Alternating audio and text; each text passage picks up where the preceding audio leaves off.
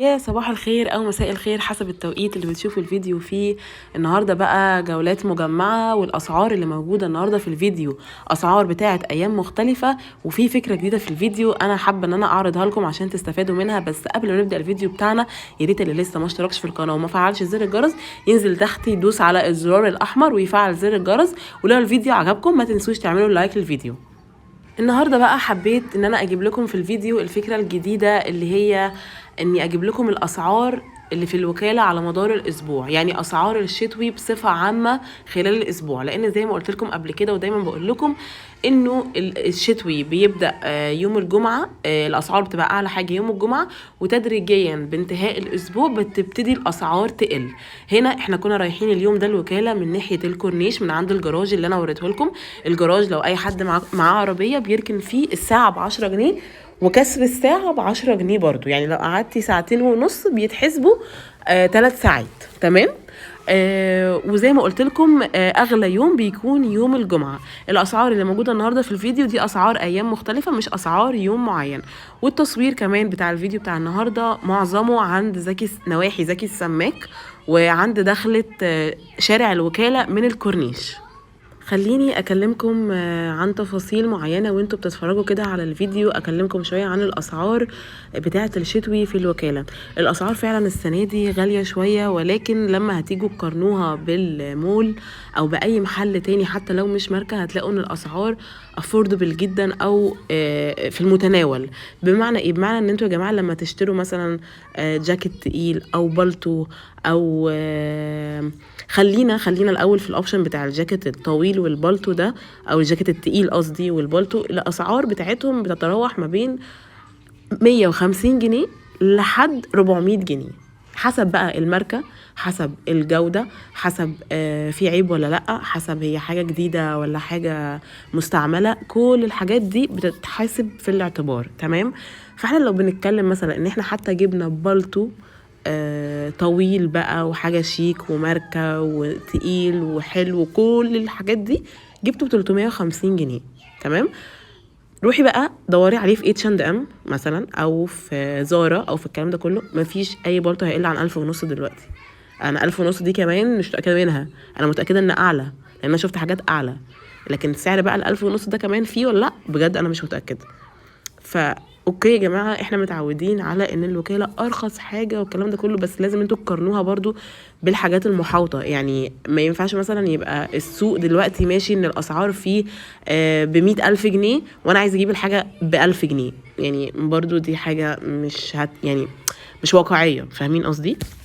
خلينا بقى نيجي للجزء اللي بيخص السوات شيرتات او الجواكت اللي بسوسته، اللي هي بتبقى الجواكت الرياضيه او الحاجات الاوفر سايزد اللي كلنا بنحبها جدا. لو ما كانش في ناس الستايل بتاعها كده وبتخرج بيه، اكيد هيبقوا يلبسوا الستايل ده في البيت. الاسعار بتاعه السوات شيرت بتبدا من 75 جنيه لحد 200 جنيه. انا مثلا جبت سوات شيرت نايك واديداس، والاتنين طبعا كانوا اوريجينال 100%، وكانت يعني مش مستعملين اصلا. وطبعا زي ما عودتكم في كل فيديو بقول لكم ازاي تعرفوا القطعه المستعمله من اللي مش مستعمله. المهم جبت السوات شيرت الاديداس والنايك ده، الواحد فيهم كان ب150 جنيه، والكواليتي تحفه ومفهومش غلطه ومش موبرين ولا مبهدلين ولا اي حاجه خالص. بالمناسبه الستاند ده كان سعره 85 جنيه وكان عليه قطع لقطه بمعنى الكلمه.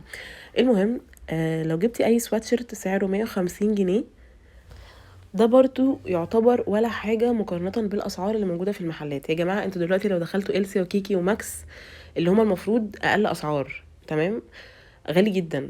طيب لو دخلتوا بقى أي محل مش ماركة أصلا، يعني محلات عادية، البلوفر اللي هو الموديل اللي بينزل كل سنة، اللي هو بتلاقوه صوف كده ومخرم وفيه جلاتر كده شوية، نازل ب250 جنيه.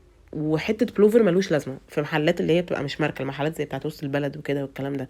فبجد الاسعار اصلا في كل حته بقت غاليه جدا.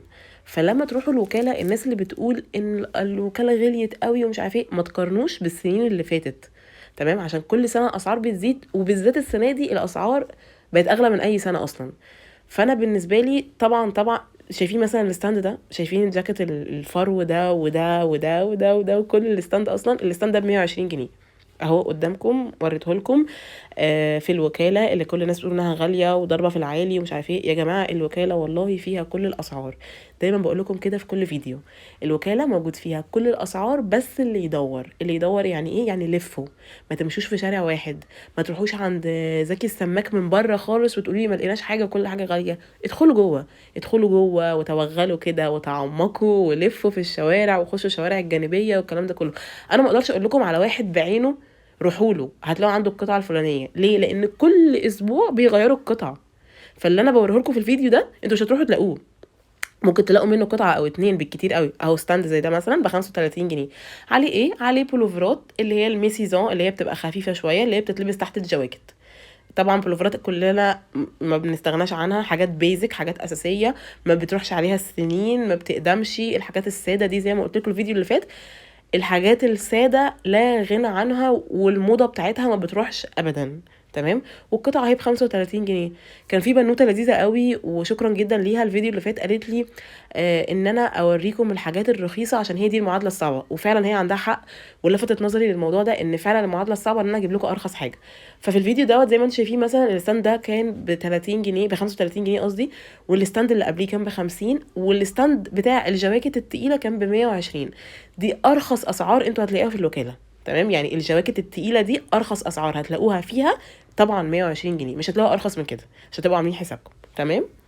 طيب انا كده قلت لكم على اسعار الجواكت التقيله وعلى اسعار السويت شيرتات. تمام. خلينا بقى نخش على اسعار الحاجات وقلت لكم كمان على اسعار الميسيزون دي، او الحاجات الخفيفه اللي زي ده كده مثلا.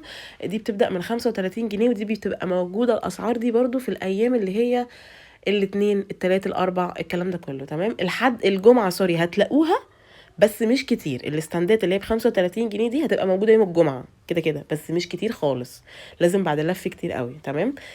عايزه اقول لكم اصلا ان الشتوي بالذات، يعني موسم الشتاء بالذات سهله قوي فيه ان انتوا تلاقوا حاجات حلوه، على عكس مثلا الصيفي. بالنسبه لي انا دايما مثلا بقول لكم في كل الفيديوهات ان انا بحس ان الصيفي مش ببقى بعرف اجيب فيه حاجه حلوه بسهوله، بقعد الف كتير قوي على ما اجيب قطعه حلوه في الصيفي. لكن الشتوي بجد يعني انا بستنى اصلا الشتوي ده بسبب الوكاله، من كتر ما يعني القطع بجد بتبقى حلوه كتير. يعني القطع الحلوه في الشتوي موجوده كتير قوي. تمام. طيب ننتقل بقى لموضوع الاسعار. السويت بانتس يا جماعه بتبدا اسعارها هتلاقوها من 85 لحد 150 جنيه. اللي ب 150 جنيه ده هتلاقوها بقى حاجات تحفه. يعني مثلا ما تقولوش ايه ده 150 جنيه ما اجيبه اجدد او ما اجيبه جديد، ماشي حلو قوي يا جماعه. السويت بانتس اللي موجوده في المحلات اللي هي ب 150 جنيه دي بتوبر. انا جربتها وجربت الاونلاين، اللي هي حاجات اللي بشتريها اونلاين، بتوبر. تمام. لكن اللي ب 150 جنيه في الوكاله الاستوكات، ايوه يا جماعه الاستوكات دي بتكون حاجات اصلا براند، او بتبقى حاجات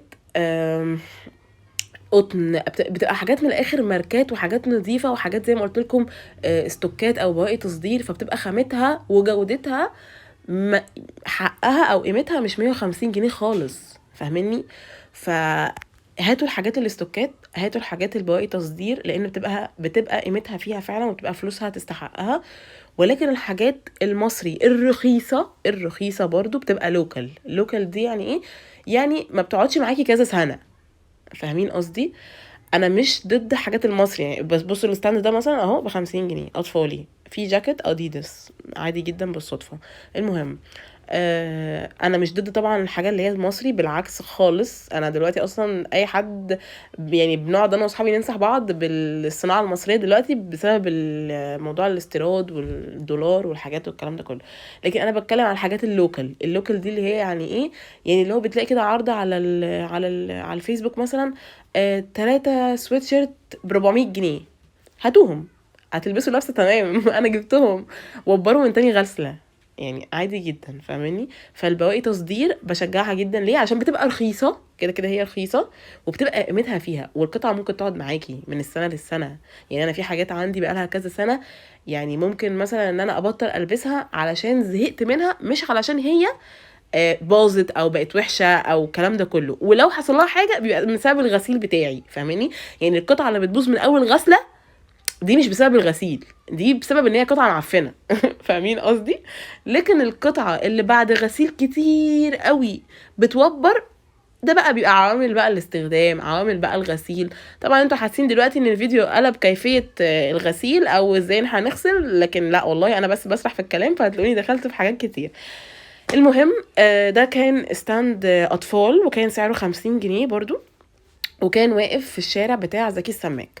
بقالي فتره ما بصورش فعلا عند شارع الكهرباء، اوعدكم ان شاء الله الفيديوهات الجايه تبقى تصوير عن شارع الكهرباء، لان في حتت مميزه قوي عند شارع الكهرباء وبتبقى اسعارها حلوه قوي.